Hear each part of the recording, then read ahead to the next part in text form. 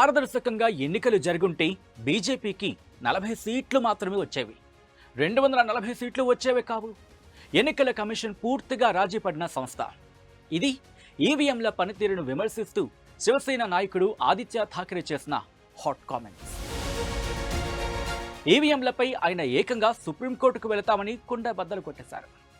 ఇటు ఆంధ్రప్రదేశ్ మాజీ ముఖ్యమంత్రి జగన్ సైతం ఈవీఎం సిస్టమ్ను, అవును ఎలక్ట్రానిక్ ఓటింగ్ మిషన్ సిస్టమ్ను పూర్తిగా తప్పుపడుతున్నారు. ఎన్నికలు బ్యాలెట్ విధానంలోనే జరగాలి అని అంటున్నారు. అయితే ఓడిన వారంతా ఇలానే మాట్లాడతారని ఎన్డీఏ కౌంటర్ అటాక్ ఇస్తోంది. ఇంతకీ అసలు బ్యాలెట్ విధానం ఏంటి? రాహుల్ గాంధీ లాంటి నేతలు బ్యాలెట్ విధానంలోనే ఓటింగ్ జరగాలని ఎందుకు పోరాడుతున్నారు? ఇప్పుడు చూద్దాం.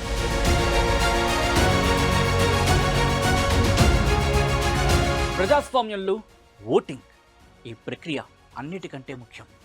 ఒకప్పుడు బ్యాలెట్ పేపర్ విధానంలోనే ఓటింగ్ జరిగేది.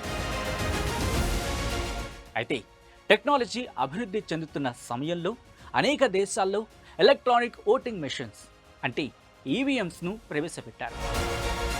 అయితే చాలా దేశాలు వీటిని తర్వాత నిషేధించేశాయి. ఇటు భారతదేశం మాత్రం ఈవీఎంల ద్వారానే ఎన్నికలు జరుపుతోంది. దీన్ని బీజేపీయేతర పార్టీలు తీవ్రంగా వ్యతిరేకిస్తున్నాయి. బీజేపీయేతర పార్టీలే కాదు, ఎన్డీఏతర పార్టీలు కూడా, అవును ఎన్డీఏతర పార్టీలు కూడా తీవ్రంగా వ్యతిరేకిస్తున్నాయి. బ్యాలెట్ పేపర్ విధానంలోనే ఓటింగ్ జరపాలని పట్టుపడుతున్నాయి.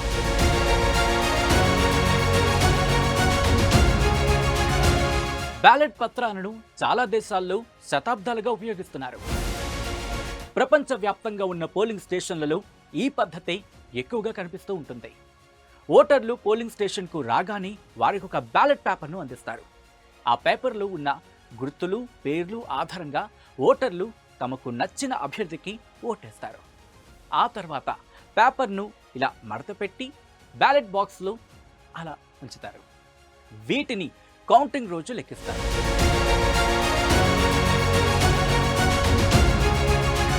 బ్యాలెట్ పేపర్ల ద్వారా ఓటు వేయడం చాలా ఈజీ, ఎటువంటి ఇబ్బంది కలిగించదు. ఈ సిస్టమ్ అందరికీ తెలిసిందే కూడా. వాటిని ఉపయోగించడానికి ప్రత్యేకించి ఎలాంటి సాంకేతిక జ్ఞానమో అవసరం లేదు. బ్యాలెట్ పేపర్లను రీకౌంటింగ్ సందర్భంలో ఎలాంటి చీటింగ్ లేకుండా లెక్కించవచ్చు. అయితే పేపర్ బ్యాలెట్లను లెక్కించడానికి చాలా టైం పడుతుంది. పెద్ద సంఖ్యలో సిబ్బంది, వనరులు అవసరం పడతాయి. దీంతో ఎన్నికల ఫలితాల ప్రకటనలో జాప్యం జరిగే అవకాశం ఉంది. 2024 పాకిస్తాన్ ఎన్నికల కౌంటింగ్ రోజుల తరబడి కొనసాగడానికి ఇదే కారణం.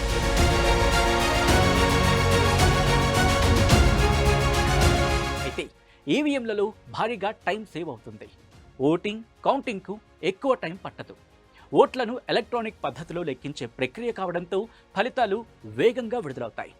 అయితే వేగంగా ఫలితాలు రావడం కంటే ఖచ్చితమైన ఫలితాలు రావడం ముఖ్యము అని ఎన్డీఏతర పార్టీలు వాదిస్తున్నాయి. ఇక ఈవీఎంలు టాంపరింగ్ లేదా హ్యాకింగ్కు గురయ్యే అవకాశం ఉందని ఎలాన్ మస్క్ లాంటి వారు ఆరోపిస్తున్నారు. అయితే ఇండియా ఈవీఎంలకు, అమెరికా ఈవీఎంలకు తేడా ఉందని, భారత్ ఈవీఎంలకు ఇంటర్నెట్ కనెక్టివిటీ ఉండదు అని ఇండియన్ టెక్ ఎక్స్పర్ట్స్ చెప్తున్నారు. ఇంటర్నెట్ కనెక్టివిటీ లేకుండా హ్యాకింగ్ చేయడం చాలా కష్టమైన విషయం అని గుర్తు చేస్తున్నారు.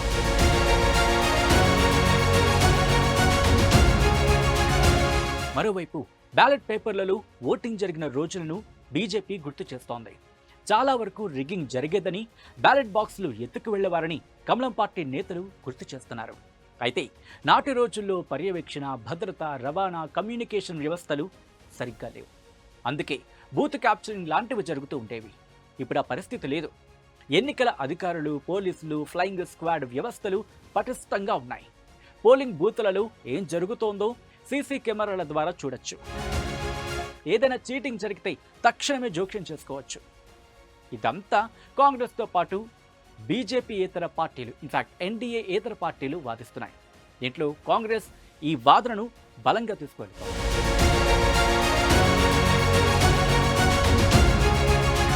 ఇలా ఎవరి వెర్షన్ వాళ్ళదే. ఏది ఏమైనా ప్రజాస్వామ్యానికి మూల స్తంభమైన ఎన్నికల పట్ల ప్రజల్లో నెలకొన్న సందేహాలను క్లియర్ చేయాల్సిన బాధ్యత ఎన్నికల సంఘంపై ఖచ్చితంగా ఉంటుంది.